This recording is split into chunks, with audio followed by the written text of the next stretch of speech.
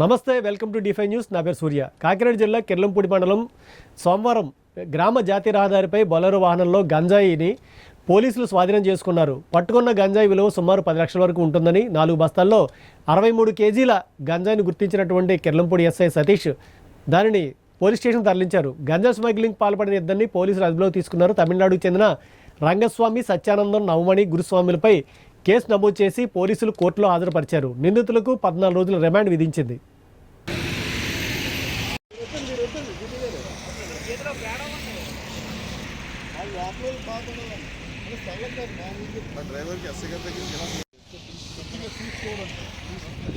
చేతితో చూపించాలి, చేతితో అలా పైకి చూడండి.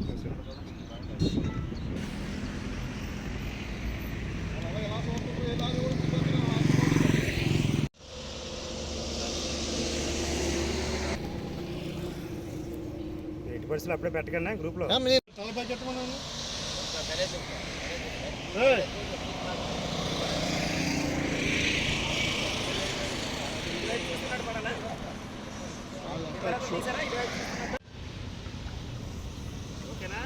Wait wait wait wait